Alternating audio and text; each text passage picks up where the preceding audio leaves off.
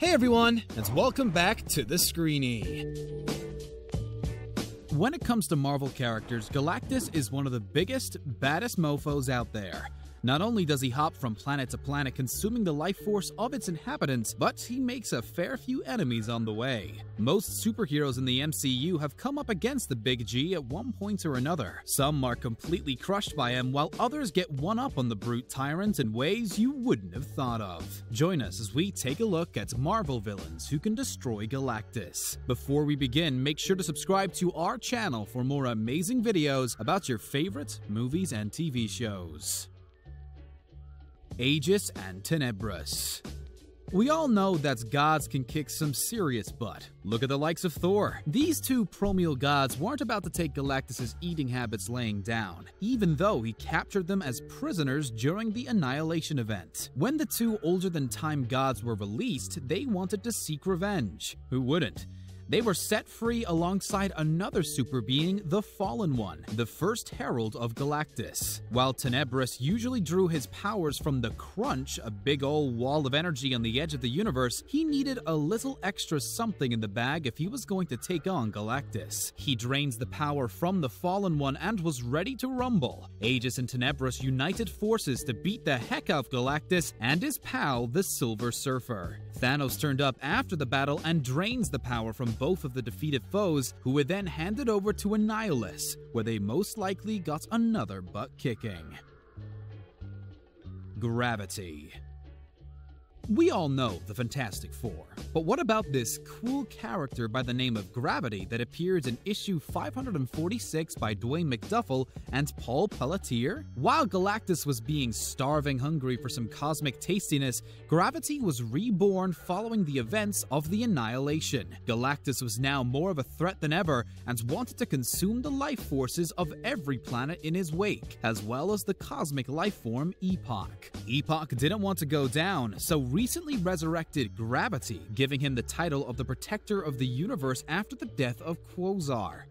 Gravity, now very aware of the threat Galactus posed to his new BFF Epoch, rallied up all of his resources to throw the Big G off course. Although Gravity could have taken on the Planet Muncher with his abilities, he opted for using his brain power. Instead, he channeled all of his cosmic awareness directly to Galactus, which effectively filled his tummy and subsided those hunger pains enough for him not to want to chow down on Epoch. With his work done, Gravity clocked off and headed back down to Earth to try and get some shut-eye. If that's not incredible, what is? Hiro-kala. Hiro-kala came from good stock. After all, his daddy was the Hulk, so there's a lot of inherited strength in there. Plus, he was conceived when the Hulk was visiting an alien planet, so there's probably a lot of alien life force muddled up in there as well. Hiro-kala absorbed the residue of old power when Galactus destroyed his birth world of Sakaar, and wanted nothing more than to get some payback for all of his fallen comrades. Just like his dad, you don't want to get this dude angry.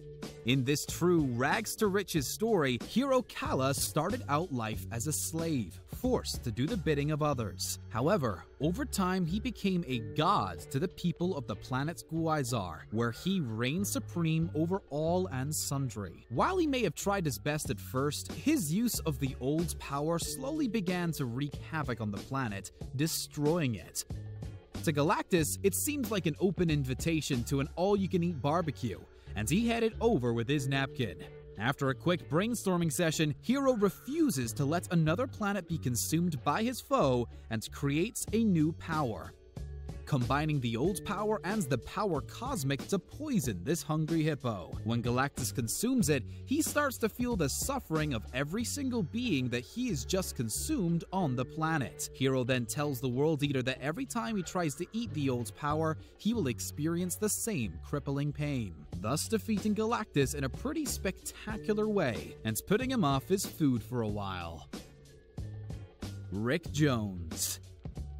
After the Age of Ultron event, Galactus was forced from the Earth 616 universe into the Ultimate Universe of Earth 1610. He didn't have a moment to gather himself before he was immediately attacked by the Galactus swarm, but he soon took them over and made them work for him as his heralds. Galactus was so excited at the prospect of a new universe teeming with life that he was happier than a kid at Taco Tuesday, and swiftly set about consuming everything in his wake along with his new buddies. It wasn't long before the Silver Surfer realized what was going on and nipped out to the rest of the universe to let them know who was about to come knocking. It was Hulk's buddy Rick Jones who was able to save the day. After taking up the mantle of Captain Marvel, he was now incredibly powerful and ready to kick some World Eater butt. The pair were enemies from the start, and Jones was able to use his power and a specially designed weapon to annihilate the Galactus swarm, before damaging Galactus so badly that he limped off in a weakened state to lick his wounds. Go Rick! The Beyonder. When it comes to baddies, the Beyonder is really just a big mischief maker. During the Secret Wars event, he decides to transport all of the most powerful beings on Earth, including Galactus, to Battleworld, where he wants them to fight for his amusement in the ultimate good versus evil showdown. Everyone is pretty miffed at being uprooted from their lives and end up fighting each other anyway, even though they don't know what's going on or who brought them there. When the Beyonder eventually appears and tell him all that it's his doing, Dr. Doom and Galactus waste no time in trying to kick him back to where he came from. But they underestimate his strength. He fights back as if he's used to besting the baddest in the universe on a daily basis, knocking Galactus unconscious. The G-Man gets knocked back down to Earth, where he eventually comes to and rejoins the fight, albeit not straight away. When he does get back on his feet, he avoids the Beyonder, clearly not wanting to get his butt handed to him again. The Beyonder 1, Galactus 0. The Hunger. If you thought Galactus was bad, then you've never met the Hunger. The two characters are fairly similar to each other, but while Galactus eats planets, the Hunger goes one step further and likes to consume whole realities. In short, he's a badass multidimensional entity, and he is coming for you and everything within 10,000 light years. However, this baddie wasn't able to enter the Earth 616 dimension by himself, and needed a little help from someone on the inside. This is where the G-Man comes in. The Hunger managed to weasel his way inside the mind of Galactus, making him do the dirty work. Of course, the other characters were getting a little concerned with the already Looney Tunes World Eater acting out of sorts, and Thanos decided to stage an intervention. Once he arrived at his ship, the Titan hoped to talk Galactus out of his evil plans. But considering that their relationship wasn't exactly great anyway, it didn't go down well, and the two came to blows. The Hunger eventually managed to make its way into the universe thanks to Galactus, who was pretty annoyed when his new guest started to consume his ship. Not many characters can defeat Galactus, yet alone control his actions, so the Hunger gains extra points for being despicable. Squirrel Girl. Squirrel Girl seems like the unlikeliest Marvel character to exist, period. And when you put her up against the planet-consuming Galactus, you would think that she doesn't have a chance. But you would be wrong. What she lacks in physical strength, she makes up for in prowess and, well, nuttiness. Although she may not be a villain per se, she did steal Iron Man's equipment to get one over Galactus. The head-to-head happened in 2014's The Unbeatable Squirrel Girl, written by Ryan North. Little Doreen Green is going about her business at high school while Galactus begins to hurtle towards Earth. When Squirrel Girl hears about it, she borrows some of Iron Man's armor and heads to the moon to fend off the Big G. Rather than a full-blown battle, the pair sit down and have a nice chat and talk about why Galactus feels the need to consume the life force of a planet. You know, the usual tea time talk. Squirrel Girl manages to change the mind of the villain, who ends up agreeing to forego consuming Earth and instead settles with a planet full of nuts. The G-Man is so thankful for Squirrel Girl's help that he even sends her a nice thank you note. Isn't that sweet? Who said you need muscles galore to beat bad guys? Tyrant.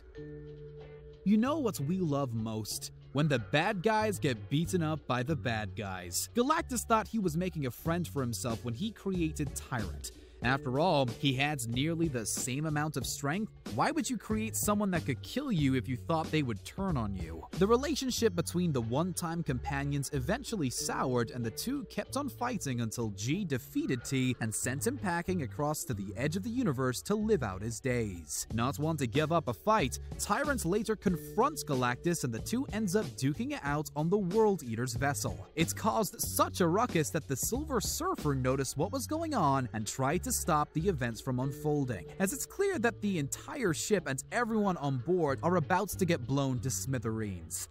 Galactus tells the Silver Surfer to get the hell out of Dodge, and sure enough, everything explodes in one almighty blast, seemingly killing Tyrant and Galactus.